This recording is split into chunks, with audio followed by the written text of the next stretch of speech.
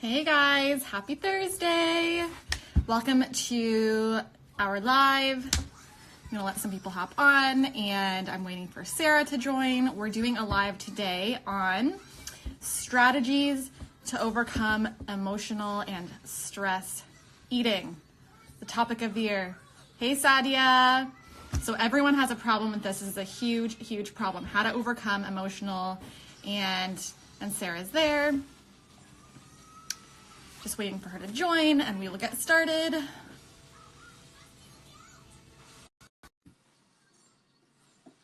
I know, Sadia. I remember. Hey, girl. Hey. This is your first Instagram Live? I've done my own Instagram Lives, but I've never joined anyone else. Oh, okay. Oh, this is so exciting. This is fun. How are you? I'm really good. How are you? Good. I am so excited to talk to you about this because this is like the juicy topic that everyone wants to know about. I know. By the way, I apologize. My daughter is watching Amazon Prime in the background, so if you hear noise, that's what that is. So I guess we can just get started. So tell us a little bit about yourself and your journey and kind of how you got into emotional eating and working with clients on that. Yeah, absolutely. So I'm a nutritionist, but people like to joke that I'm the nutritionist who never talks about food because that really is my focus. I really don't do I'll explain how I got here, but I really don't do meal plans. I don't post recipes. I don't do any of those things because I really believe that we have a lot of that information already, right? And there's so many great people out there sharing great information like that. Yeah.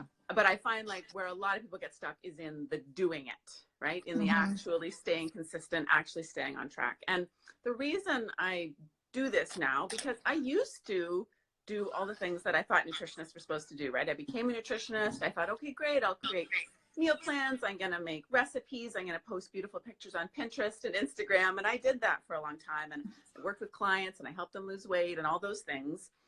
But what I really found was a common pattern where people would do really great for a few weeks, maybe a month. I'd be getting great texts like, oh my gosh, I made all these great choices, or I'm down 10 pounds, whatever. And then at some point life would get in the way and those texts would disappear. They would start canceling our calls. And when I finally got in touch with them, it was always the same story, that they had been doing really well and then fallen right back into their old habits. And that sort of coincided with my own realization that I had done the same thing for a long time. In my background, I was an emotional eater, a binge eater, all of those things. And I used to do the exact same thing. I would make a commitment, whether it was a New Year's resolution or, something I was going to do better. And I would find some great new meal plan, or I'd join Weight Watchers, or I'd do something. I'd do great for a little while. And then eventually I'd go back to my old ways, and I would feel like a failure. I'd feel hopeless, all those things. And I realized that we're all kind of doing this, right? Yeah. So many of us. And so that's when I became kind of obsessed with figuring out, what is that? Why do we do that? It can't just be that we're weak, and because we do lots of other hard things in our lives.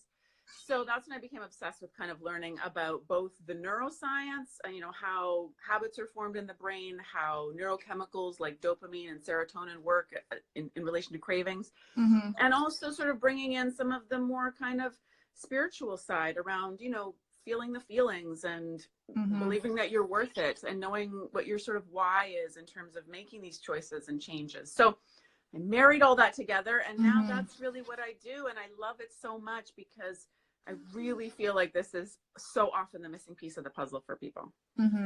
That's so amazing. Yeah, I 100% agree. I mean, even working with clients myself, training them in person, exercise can only go so far, right? If you're going home and you're binging at the end of the day, then, it's discouraging too, because a lot of people, they try and restrict themselves, and they might succeed for a little while, and then they end up, like you just said, falling back into the old patterns and then feeling really guilty. And they have all these really negative emotions associated with eating, when really it's just food. We should be able to sit down, enjoy a meal, not feel guilty about it, and then move on with our day. Yeah. Right. Yeah. So that's awesome. So what are the most common causes, would you say, for emotional eating that you find in your clients? Oh, yeah. Well, very often I find that it's actually it's a little bit about what came before. What I find is that so often, especially as women, we tend to, like, we're running ourselves ragged. We're like constantly trying to pull from an empty cup, right? We've got so much going on. We're multitasking, we're working, we're moms, maybe we're caring for aging parents, we're, you know, working on our community. We're doing so many things. And we usually put ourselves at the bottom of that list. And so very often, almost every day for some people, they're ending their day, which is another reason why nighttime snacking is such a problem. We're ending our day exhausted, depleted, totally empty. And what this does is this triggers in the brain reward-seeking behavior, right? Your brain senses that exhaustion, that depletion, that, you know, just feeling overwhelmed as pain, as danger. And so it sends you immediately on reward-seeking mission. And many of us from childhood have developed strong connections between food equaling feeling good, right? Equaling love, equaling connection, equaling, you know, a way to treat ourselves, to take care of ourselves. It goes back to when we were kids and, you know, birthday cakes at your birthday, or ice cream cones when you scrape your knee, or, you know, candy when you score the goal. Like, these neural pathways are formed early.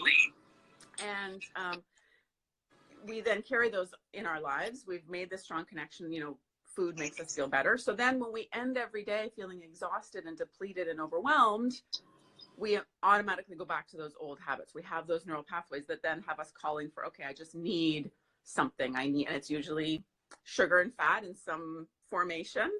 And we use it as like a treat for ourselves, right? So we're using it as a way to fill that empty cup, when really, ideally, we would look for healthier ways and get ahead of that a little bit. Okay, I totally agree with that. And I am totally guilty of this myself. And I noticed this. So my daughter eats pretty healthy. But lately I have been like, oh, I want to treat her and I want her to be happy. And like, so she hurt herself a couple times and I gave her candy. And then, so now when she hurts herself, she goes, oh, if you give me candy, I'll feel better. I know. And I was like, red flag, that is not good. So my husband and I were both like, that needs to stop, like, ASAP, because I don't want her to get older, you know, just like you said, and then look for that candy or that chocolate or whatever to feel better. Yeah. I mean, we've all done it as parents, right? We're all guilty of it. I mean, it's such a part of our society. We celebrate with food. We love people with food. We, you know, you have a breakup, you go to the ice cream, you know, it's like so ingrained. And so ingrained. It's challenging for people, right? This isn't easy, because we live in a society that very much equates food with love, with goodness, with happiness, with joy. And of course, food can be all those things. It's not that we want to, you know, not love food. It's just that we need to think about what love really means for us. And like you said at the beginning, food is just molecules, right? I feel the same way. Food is not love. So we need to find other ways to express that love. So that's interesting, because I used to have a very negative relationship with food. So I had gained 50 pounds in college. I was eating whatever I wanted. I felt terrible. I wasn't fitting in any of my clothes. And then I just got to my breaking point where I said, okay, I cannot go on like this any longer, because I felt the pain of staying where I was at was more painful than the thought of changing, right? So I started exercising. I started trying to change how I was eating. And a year later, I lost most of the weight, but that's when I really started focusing on my nutrition. And I would do the restrict for a few days, and my day was measured by how strict I could stick to my food schedule, right? So if I didn't eat any sugar, if I didn't eat any gluten, if I didn't eat any of this, then I could like myself. But if I did eat, if I cheated or I messed up, then the whole day was ruined and I felt like I had to start all over again, and I beat myself up. Why can't you just stick to your nutrition schedule? Why can't you follow this? You know, what is wrong with you? You're so weak. But eventually that changed, and now, so I used to live to eat. Now I eat to live. And I know you have a similar story where you gained a lot of weight. So, and I'm still trying to figure out exactly how I changed the thought of food in my mind. So I no longer have negative associations with food. If I'm craving something, I'll eat it, but I'll eat it till I'm satisfied. And then I move on and I enjoy it. But I'm trying to figure out the link between where I was when I was in that state where a lot of my clients are in, and they can't get out of that cycle, to now just eating to live and not really caring. And if I have a craving, either I eat it or it passes and I'm okay with it. So what for you do you, like, you know, got you from that point to now being healthy with food, having a healthy relationship? Yeah. I think there's usually, and if you think back, you might be able to find for yourself, there's like a switch that flips a little bit for some people. And I think you and I have a similar story where it's about self-love, right? Again, it's about, so when you restrict like that and you beat yourself up and you have that mean voice, like telling you that you're failing.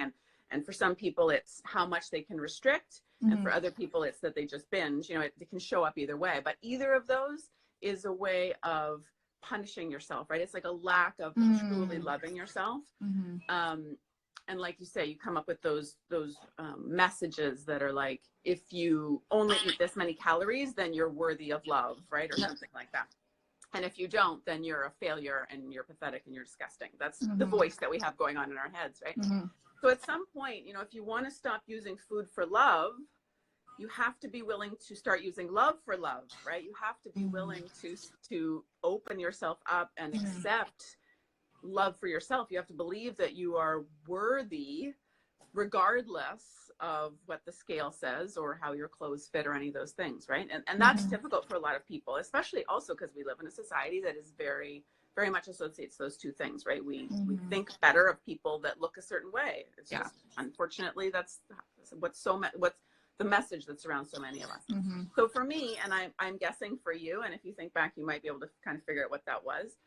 There comes a point when you just start to, you want to make better choices because you care enough about yourself to make those better choices. You feel like you're worth truly nourishing your body, truly caring for your body. And sometimes that comes because we become a parent and we decide that, you know, we want to be that kind of role model, or we want to be a better mom to our kids. It can come from, sometimes people get a scary diagnosis and they realize that no, they want to be around, they want to live a vibrant lifestyle, that there's people they want to be around for. It can come in a number of different ways. Sometimes it's just like you said, people just get tired of hating themselves. And so, but I really think that step has to be made. You can't hate yourself. You can't hate your body into changing. The only thing that will fuel the changes that you need to make, the consistent way you need to exercise and fuel your body, the only thing that will fuel all of that work is like a deep reservoir of self-love. It's the only thing. It's the only thing that will sustain. You can hate yourself through a 14-day cleanse, or you can hate yourself through, you know, a 30-day boot camp. You can hate yourself through all those things. But hate is not a strong enough motivator to go the distance. The only thing that will sustain that and really put you in a place, like you say, where you're eating to live rather than living to eat, I believe, is a deep reservoir of self-love. And when I say self-love, I'm not talking about like manicures and pedicures, although I love a good manicure and pedicure. But that's sort of like pampering to me. That's not self-love. When I say self-love, what I mean is like, I always think of self-love as connection, deep connection to your truest, highest self, and to something greater than yourself, whatever that is for you, whatever words you use for that. But I think we as humans need to feel those levels of connection. That's where true self-love comes from, I think. And once you get that, then it becomes so much easier to fuel the healthy behaviors that you want to have in your life. Okay. Yeah, you hit it on the nail. That is perfect, because yes, I used to exercise and eat healthy because I hated myself. It was out of punishment for myself. Yeah. Because I hated how I looked. I thought I was disgusting. And I was like, since you look gross, this is your fault and you deserve punishment through this workout, through eating this strictly. No, you cannot have what you want because you don't look nice. So you need to deal with that. And I love when you said you can't hate your body into changing. So good. So good. You really can't. You can't hate yourself into changing because you'll constantly fall off. If you can't sustain it. You need to be able to do it out of love and care for yourself, and just love of feeling good and living your best life, right? Yeah, exactly. So what are the best strategies that you use with your clients to overcome these negative cycles and the bad eating habits? What are your top tips that you can give people? Yeah. And I apologize if you hear the vacuum cleaner in the background. Oh, no, I don't. That's okay. You know, we're all doing life. So I think there's a lot of different things. I don't want to like overwhelm people, but I think the number one thing I would love people just to think about is just mindfulness, being more aware. So very often we are eating, well, we're doing everything, but we're eating in autopilot, right? Like we're multitasking. We're eating while we're watching TV, while we're scrolling through our phones, while we're reading, while we're running around trying to get the kids ready for school. We're shoving food in our mouths. We're driving, you know, we're very often not paying attention, and we're just doing things in autopilot. And that is a very dangerous place to be when it comes to food, if you're trying to make changes in terms of what you're eating and how you're eating. Because, you know, you can't, when you're multitasking like that, you just can't be present. You can't tune in to hear what your body really needs, whether it likes the food you're feeding it, when it's had enough, whether it's still hungry, if you're even hungry. Many of my clients don't even anymore recognize the signs of hunger or feeling satisfied. They've lost that whole compass, you know, and it's because of years of chronic dieting, mindless eating. Like, they don't speak their body's language anymore, you know? So the way we get around that, the first step is just becoming more mindful, right? And I talk a lot about mindful eating, and just being present. Mindful eating is very simple. It's really just taking some time, even just one meal or snack a day, and just being present for the food, putting away the TV, the iPad, the phone, stepping away from your desk at work, and just literally sitting down and eating, even if it's like an apple. This is something we don't ever do, right? Like, how often do people really sit and just eat? Like, never. And you have to do that if you're going to start to reopen the lines of communication between your brain and your body, right? In terms of, you have to start speaking that language again. And it takes time to learn that language. And it takes regular practice of being present and tuning in and saying, okay, am I hungry? Right? How hungry am I? And then eating and thinking like, okay, how does this food that I've chosen feel in my body? Is this something that I want to eat? Does this make me feel energized and light, or does it make me feel like heavy and bloated and tired? And then, have I had enough? When am I satisfied? Do I need to keep eating? Right? Usually the only reason we stop eating now is because either we feel disgustingly full, like Thanksgiving, you know, like have to get the stretchy pants out, or we've just eaten everything on the plate. And neither of those is really a good, it's not really listening to your body.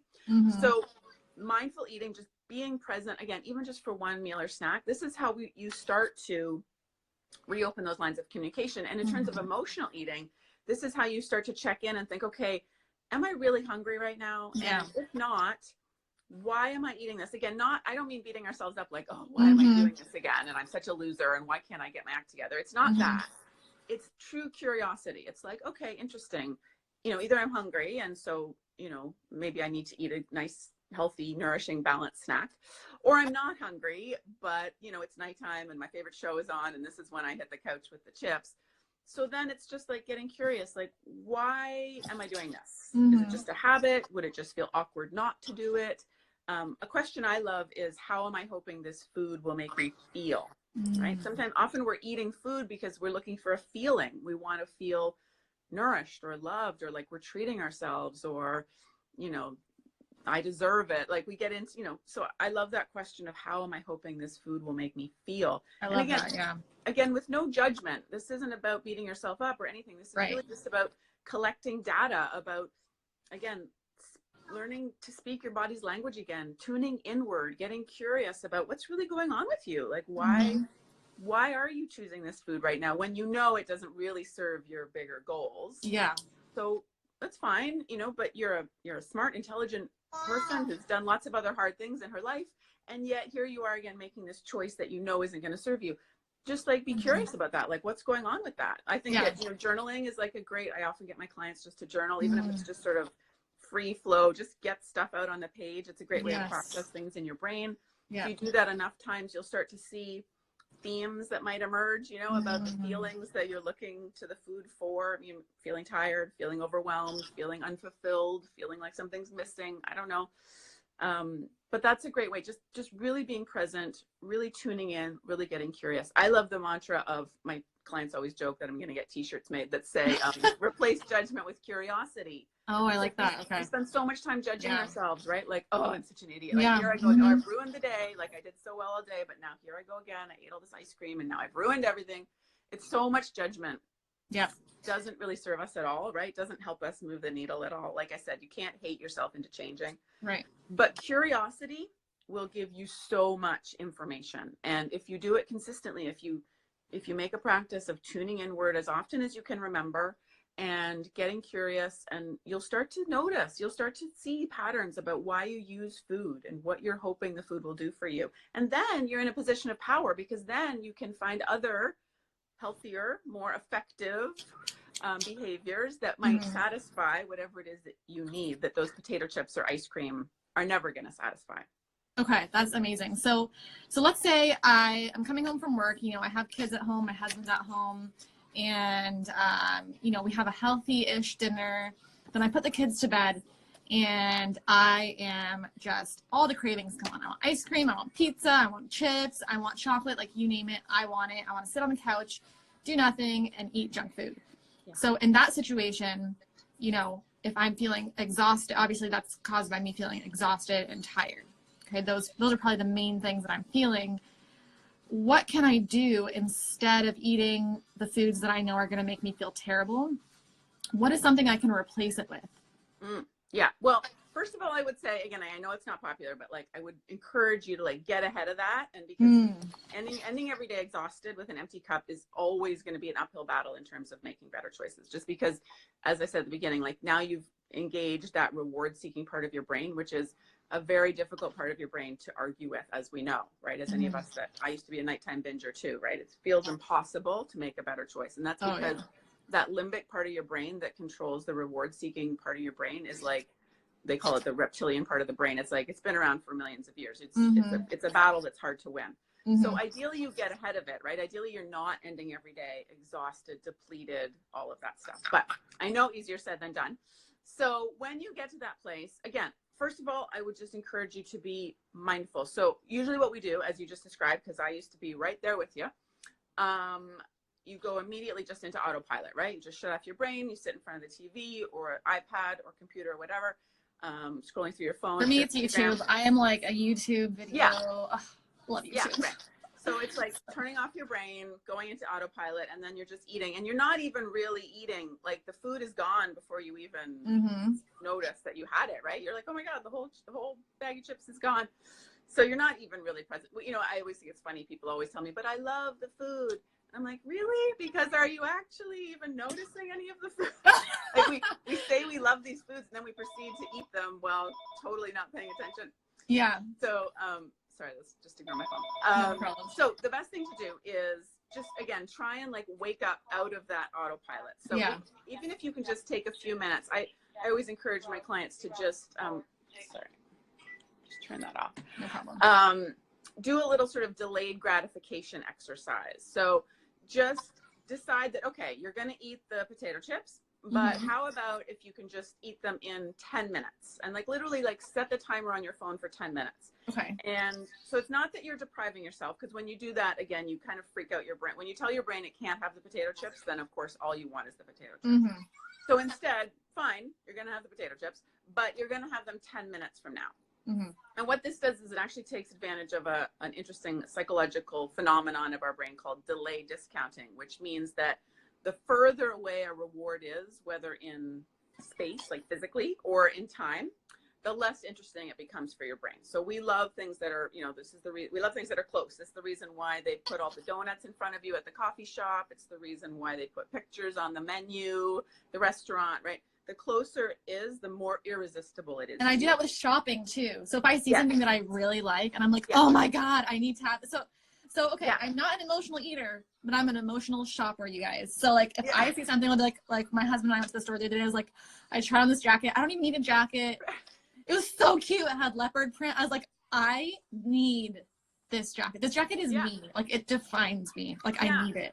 And my husband's like, IKEA designs their store with all the weird little crappy things at the end that you have to go through to get to the checkout, because they know that if you see it, it will become more irresistible, right? As opposed to you just having seen it in the catalog or just, then you can be more rational and the cortex is working, you're making more rational decisions. But when you just go buy those 400 tea lights or the throw pillows, you're like, oh my God, I need that. I know. So I tell myself, wait 48 hours. Yes. So that's what you're doing then. Yes. That's delay discounting. That's what it's called. So automatically that makes it a little, it's not that you don't still love potato chips or the cute jacket, but you then are able to disengage that limbic part of your brain and instead engage the prefrontal cortex of your brain, which is the more rational decision-making part of your brain.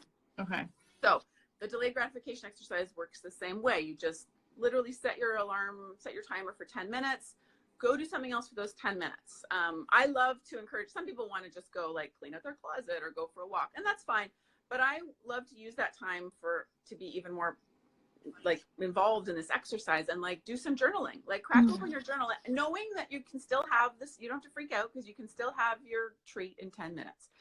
But just sit down in a cozy place, you know, make yourself a cup of warm herbal tea or something, and just sit down and just commit to journaling for like 10 minutes. And just try and write down what's going on in your head. You're feeling exhausted. You're feeling overwhelmed. You're feeling unappreciated. You're feeling scared. You're feeling worried. You're feeling unloved, lonely, whatever.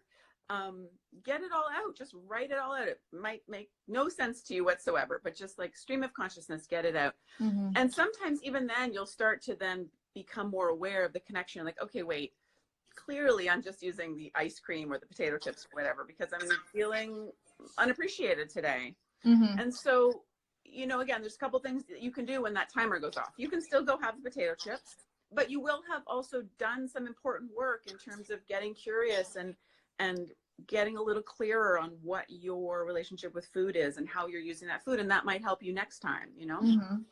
Or you might find when that timer goes off that you feel stronger. You feel like between delaying the reward and doing that journaling and making yourself that cup of tea, you might feel like, you know what, I think I'm okay. I think I could maybe I just need to like have a warm bath and put myself to bed early, you know, that kind of thing. Maybe I just want to like watch a movie. Maybe I want to read a book. Maybe I need to call a friend. Maybe, you know, I want to go for a walk or do a workout.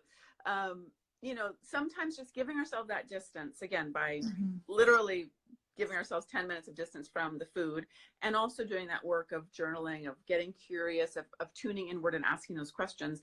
Sometimes then it becomes clearer to us what we really need, right? There is something your body needs. When you're exhausted and you're depleted, you do need something. You need some self-love. You need some self-care. You need maybe to have a conversation with somebody. You need, I don't know, something. You need to have some fun. Maybe you need to go to bed. Maybe you need sleep, right?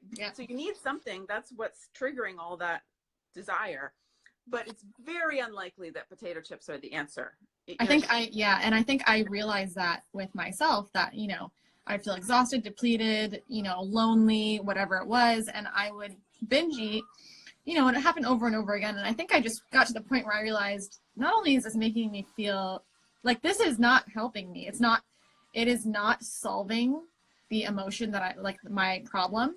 And it's actually making it worse in the long run. Like short term, it might fix it for a second, and then it just makes it worse. And I realized that I actually really enjoy treating myself with my husband. Like, I don't like, if I want to eat something that might not be the healthiest, but I really enjoy, I like to save it to have it with someone that I love and want to be with. So that way we can talk while we're eating it.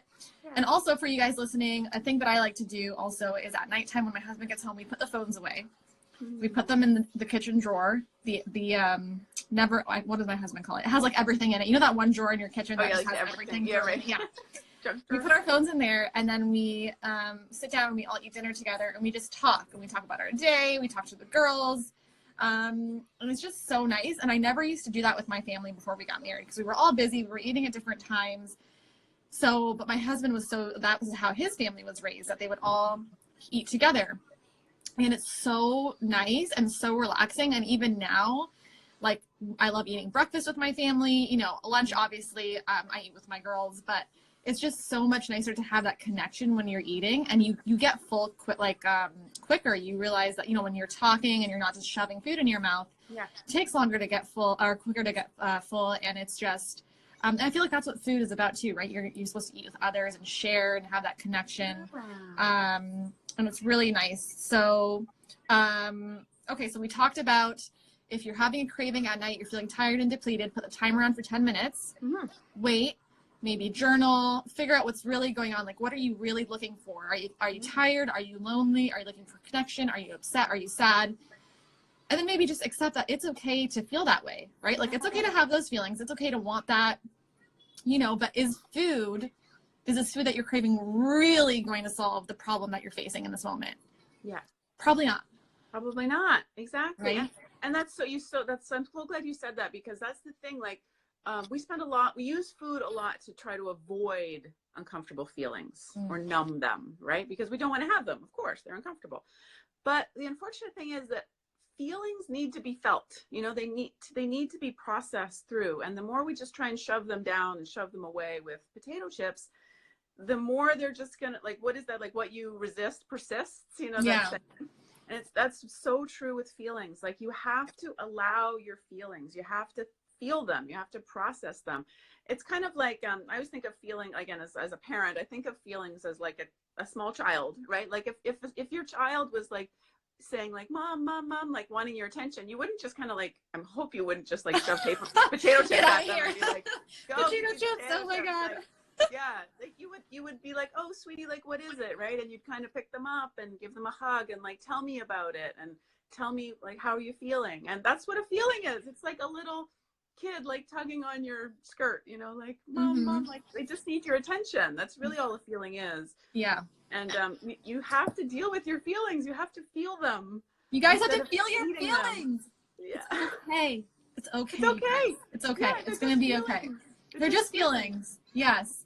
And and again, if you've grown up and your parents gave you food, or food was like that thing that, you learned that this is going to help me feel better, again, like, I think people need to stop blaming themselves for everything. Like, stop blaming yourself. It's okay. This is where you're at, and don't blame your parents as well. They did the best they could with the information that they had. Right. But at the end of the day, we're adults.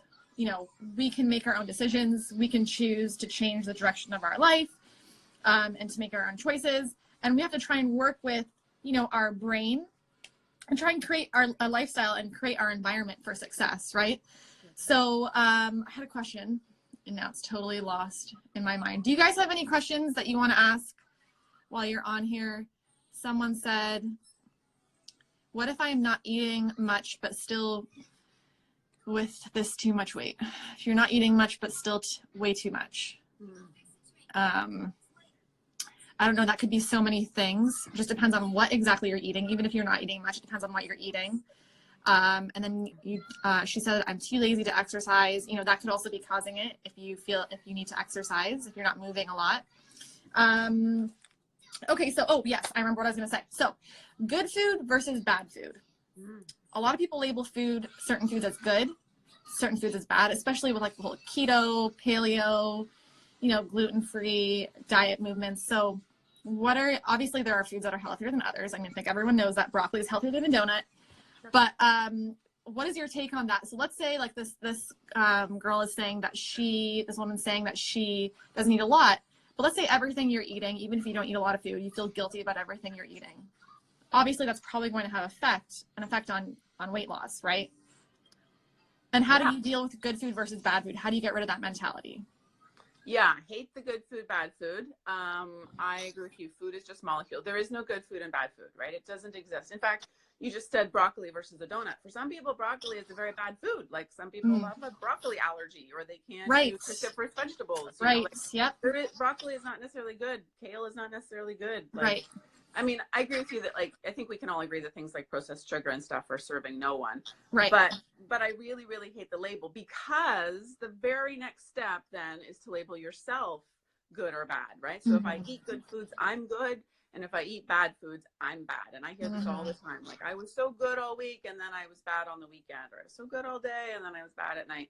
And I know it's just a habit that we get into, and I know it's what we hear everywhere, but I try and like hammer it into my clients and in my community that, food is just molecules. There's nothing good or bad about food, meaning there's nothing good or bad about you, regardless of what you choose. It's really just, again, I always think it comes back to the self-love about how are you going to nourish your body? And the only way to know that is to listen to your body, right? Like, what works for you might not work for me. And, there's a lot of, like you said, there's a lot of talk out there, keto, paleo, but also gluten and dairy and meat and, all eggs and soy and corn, and should we and shouldn't we?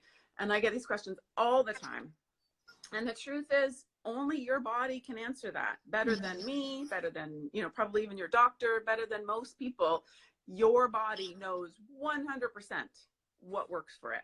We're just not listening to those messages, right? Because again, we're always multitasking. We're not paying attention. We're too busy hating our body to listen to it and honor what it's really telling us.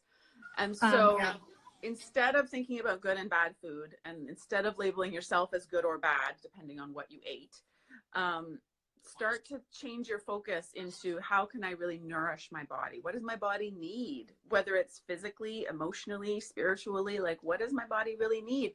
Again, we create this really adversarial relationship with our body where, and dieting is just, this is what dieting is entirely, is training you to not trust your body, right? If you're hungry, ignore it. If it's craving something, don't listen to it. Like your body cannot be trusted. That's really the message of dieting.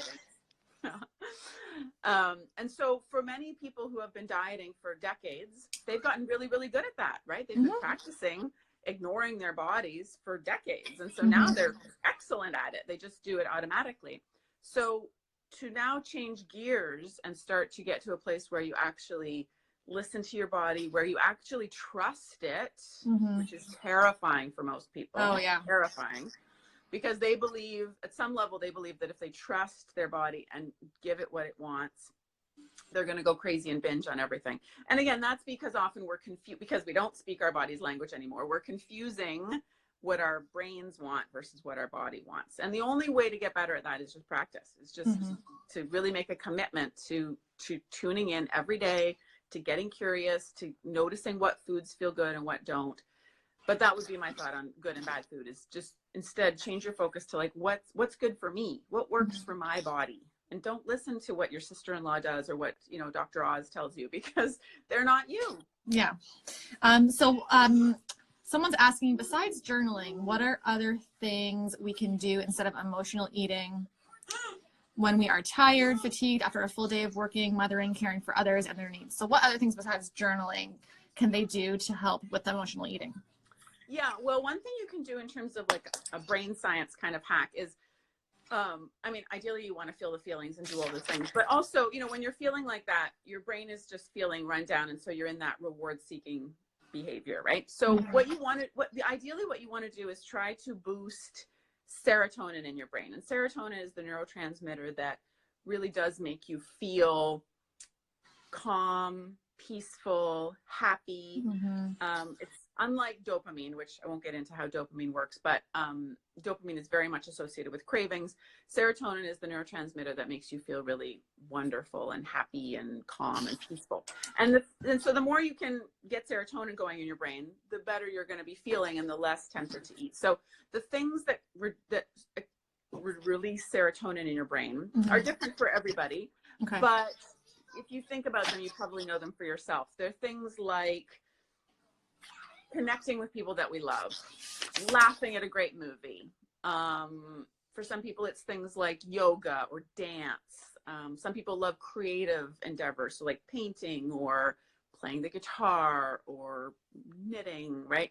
The things that you do, and again, you already, for everyone who's watching, you already know these in your life if you sat and think about them. Like, what are the activities exercise that you do? would be exercise, one. absolutely. Right. Yes. Yeah. What are the activities that you do that you wish you had more time for, right? That really make you feel just like the best version of yourself, that make you feel like, make your shoulders drop a few inches, right? That you're just like, oh, I wish that I you could love do doing. Yeah. Okay. So think about what those are and think about how you can put more of those in your evening, for example. So if someone does that, you know, if they make time for connecting with others, laughing at a good movie, painting, knitting, yoga, exercise, you know, so ladies, think of things that, and maybe make a list, brainstorm things that you love to do, that you wish you could do. Like if you had a week vacation from your kids, what would you be doing with your days, right? Or even your husband, if you had a week all to yourself, what would you be doing? And I think that's, you know, and if they incorporate these types of things into just their day as well and their weeks, I'm sure that would make a difference in terms of their cravings as well, because they'd feel more full, more satisfied, like they're giving to themselves versus constantly giving to others, right? Yes, exactly. You're filling that cup. This is like what I was saying about getting ahead of it, right?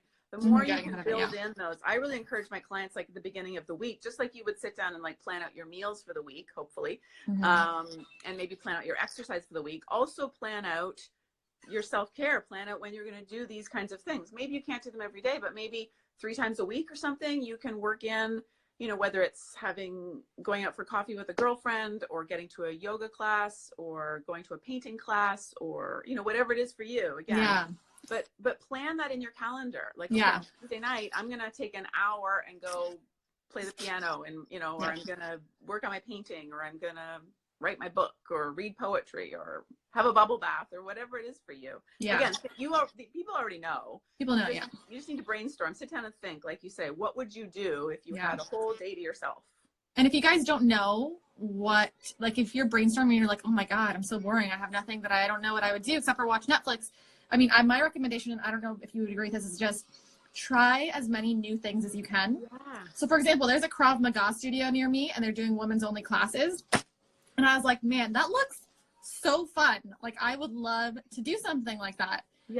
So try new things. Keep trying new things. You know, maybe you don't like Krav Maga. Maybe you'll like painting. Find something that you really enjoy. If you don't know exactly what you enjoy because you've been giving to others for the past however many years, go out and try new things. And, you know, if you need to sit down and have a serious conversation with your husband and your family and be like, listen, I love you guys, but I am feeling so run down and exhausted, and I'm tired of, you know, not liking myself for making decisions that aren't, you know,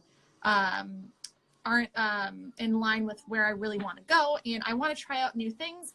Is there a way we can schedule out 1 to 2 hours a week where I can go do my own thing, right? Yeah, exactly. Yeah, make it specific, because sometimes I think when we think, oh, right, I should do more self-care, it's too general and vague, so it never gets done. But yeah, if you like sign up for a watercolor class or something, right? And you tell your family, okay, just, you know, on Wednesday nights, I'm going to go do this class for, you know, 2 hours or whatever. And I just need you guys to figure it out while I'm gone. But just figure out something specific and make time for it. And yeah, absolutely. Like you say, try many things. Another thing that's often helpful for people that can't think of anything is think back to when you were a kid. Like sometimes we love things when we were a kid, and we just haven't done them then for, you know, decades. But can you see me? No, you disappeared. That is really weird. Can you see me? Oh, it flipped to my screen. I have like, there's a laptop, not a laptop, a computer in front of me. That's weird. Okay. Anyways, okay, so this is amazing. So I have one more question for you, but before we do, let's recap for you guys. Okay. Number 1, you guys gotta love yourself. So self-love is key. I know that sounds so corny. You guys are probably like, oh my God, what does that even mean? So how do we get there? We want to make sure that we're not labeling everything as good or bad. And you are not good or bad if you eat a certain food. If you've been trying to lose weight and you want to lose weight and you're so frustrated and just discouraged and you're so annoyed with yourself that you cannot stick to eating healthy. Okay, so let's focus on how we can make your life more fulfilling, fill it up more. So we need to brainstorm how you can add things into your schedule that make you happy, that boost your serotonin, and that get you feeling just energized and like you are taking care of yourself. So that way you don't turn to food constantly for that boost of serotonin, right? Okay, so that's number 2. Number 3, if you are having a craving, even let's say you change your schedule, you start exercising, you start doing a couple activities that really fill you up, and you're still having those food cravings, what we're going to do is delayed gratification. Delayed gratification. So you're going to wait 10 minutes, go journal, you know, figure out what's going on in your head. If you want to go for a walk, you know, by yourself or with your family, that can also boost your, you know, your happy hormones. Do a 10-minute Tabata. I always tell my clients, if you're having a craving, do a little Tabata. See how you feel after that. Yeah. Right? Like, or put some music on and just like dance. Put some music on and dance. Go call a girlfriend. Yeah, call a girlfriend. Go connect with someone. Yeah. And maybe you won't even have a craving after that. So 10 minutes, if you're still having the craving, they can eat it. Absolutely. Right? Yeah, like it's fine. And then to get rid of the food cravings forever, it just takes practice. And, you know, and it takes practice to love yourself. It's going to take practice to be okay with having food cravings, and just, it's going to take practice to eat until you feel satisfied. Yes. Right? Yes. So if you're having a craving, eating and really listening to your body and practicing that. Exactly. You're going to do that the first time and you're going to be like, I have no idea. And that's, of course. But the more you practice, the better you will get. It's like speaking a language, right? Imagine you were learning German or something if you didn't speak German. Like, you wouldn't just go to one class and be like, oh, I'm fluent. No, you have to practice and practice and practice, and you'll get better and better, and you will become more automatic. So I have one more question for you.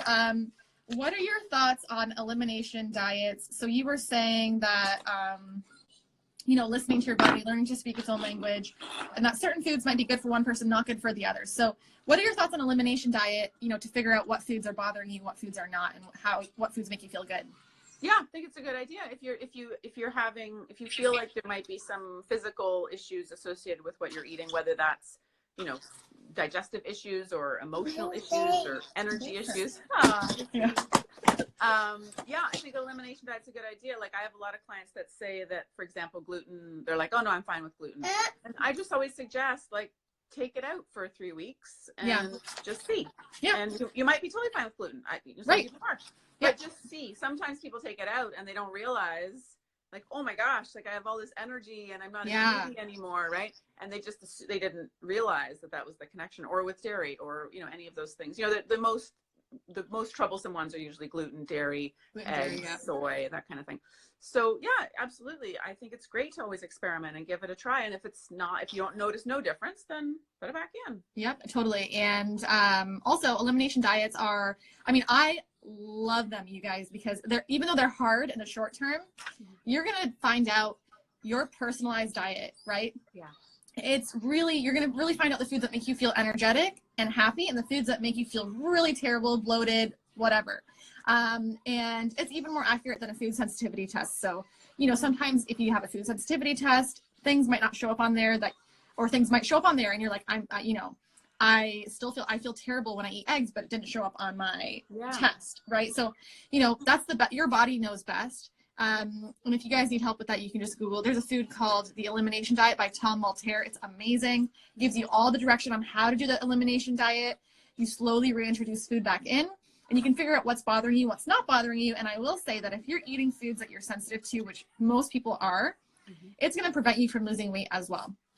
So, for example, my husband, he is very, very sensitive to eggs, and he doesn't really have any symptoms. Like, it's not like a lot of people think that you have to have like an anaphylactic, you know, reaction where you need an EpiPen to be sensitive to something. That's not true.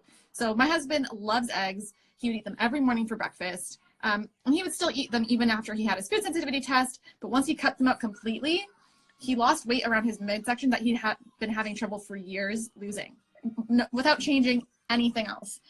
So, okay, how to explain it to a kid when they have food cravings? Oh, that's a great question. Yeah, that is a good question. What would you say, Sarah? I would just talk to them about exactly what we've been saying, that first I would explain that there's like a physical, literally addiction. Usually kids are wanting sugar.